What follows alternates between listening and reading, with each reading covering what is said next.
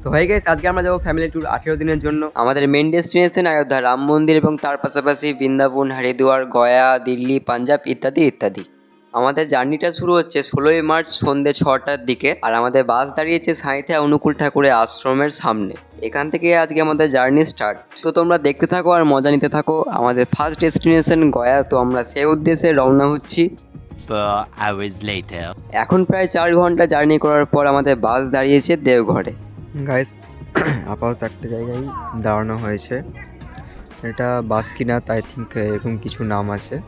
এটা বাসকিনাতে bus stand, এখানে বাস দাঁড়ায়। তো এইখানে আমাদের দুটো বাস লেগেছে যেহেতু, তো এখানে রান্না হয়ে খাওয়া দাওয়া হয়ে গেল। অ্যান্ড ব্লগ করার মানে এমন অবস্থা, বাসে বাসে আসছি। সো মানে অবস্থা খুবই খারাপ, আর আজকে হচ্ছে প্রথম দিন, তো এখনও তো আছে, ঠিক আছে। সো ক্যামেরা কোয়ালিটি কেমন হচ্ছে আমি নিজেও জানি না, কারণ প্রথমবার ব্লগ করছি এতে। সো পরে দেখবো এই রেটিংয়ের সময়। তো এখন প্রায় বাজে তো এখন ঘড়িতে বাজে প্রায় 11:30 সামথিং এরকম বাজে।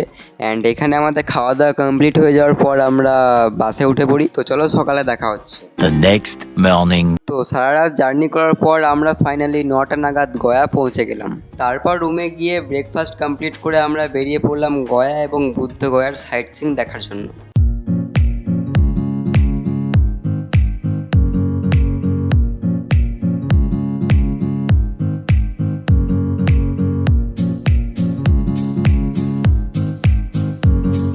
তো ফার্স্টে আমরা দেখতে যাচ্ছি সাবিত্রী পাহাড়।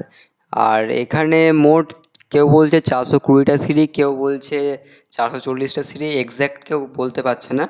আর এখানে 420টা সিঁড়ি ভেঙে যেতে হবে ওপরে।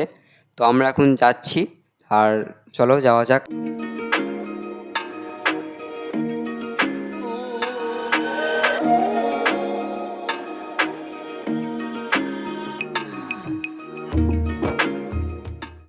গাইস, আপাতত উঠতে পেরেছি এতটা, অ্যান্ড আরেকটু বাকি আছে। অ্যান্ড ওইখানে মন্দিরটা আছে। এখন আর যাওয়ার তো আর জোর নেই গাইস, তো চেষ্টা করছি।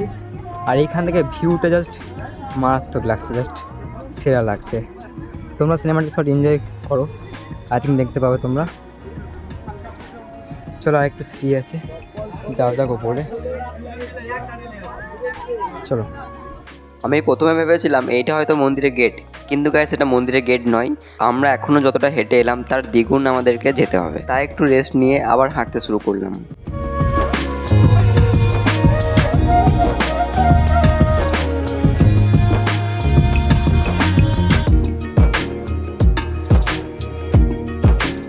তারপর গাইস মন্দিরে একটু কাছাকাছি গিয়ে আমরা একটা গুহার মতো দেখতে পাই। এখানে অনেকে ঢুকে, অনেকে তার ফ্যামিলির জন্য মানত করে।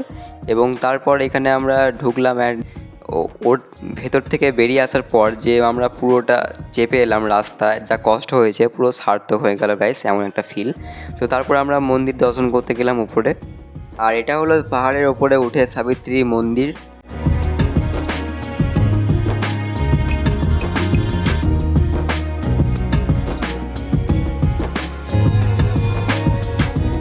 তারপর মন্দির দর্শন করে একটু রেস্ট নিয়ে এখানে একটু ফটোশ্যুট করে নিলাম।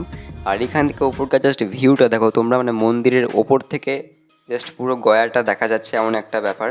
জাস্ট ভিউটা জাস্ট সেরা সেরা গাইজ।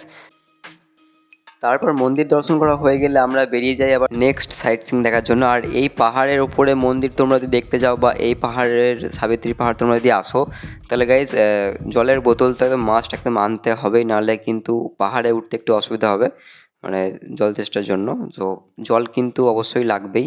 তো চলো এবার নেক্সট সাইট সিইং দেখা যাক, তো চলো।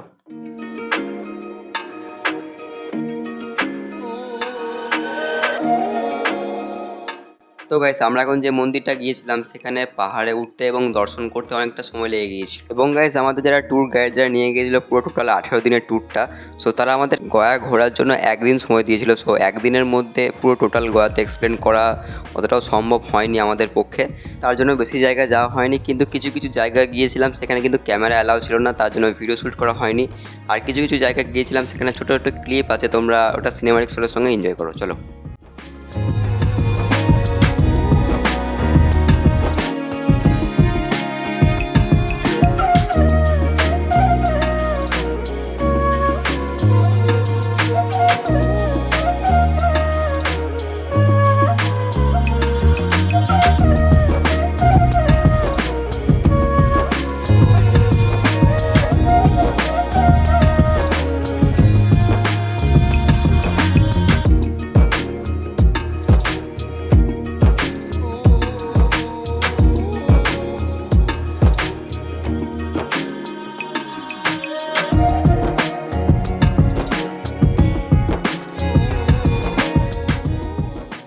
এরপর আমরা চলে যাই বুদ্ধগয়া দেখার জন্য। আমাদের গয়া ঘুরতে অনেকটা লেট হয়ে গিয়েছিলো, তাই বুদ্ধগয়া আসতে প্রায় সন্ধ্যে ওই সামথিং 6টা বেজে গিয়েছিলো। তাই কিছু কিছু মন্দির দেখা হয়েছে, আর কিছু কিছু মন্দির তো গেট বন্ধ করে দিয়েছিলো। তো যে যে মন্দির আমরা গিয়েছি সেই মন্দিরগুলো তোমরা সিনেম্যাটিক শটের সঙ্গে দেখো, আর নাম কিন্তু অবশ্যই লেখা থাকবে মন্দিরটার, সো তোমরা দেখে এসো। চলো।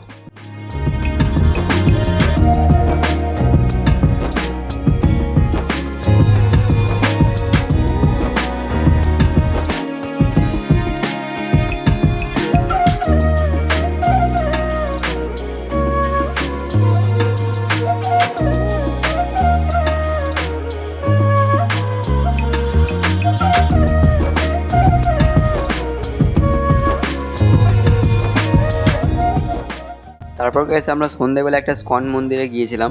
তো মন্দিরটার নাম আমার ঠিক মতো জানা নেই, তবে একটা স্কন মন্দিরে আমরা গিয়েছিলাম।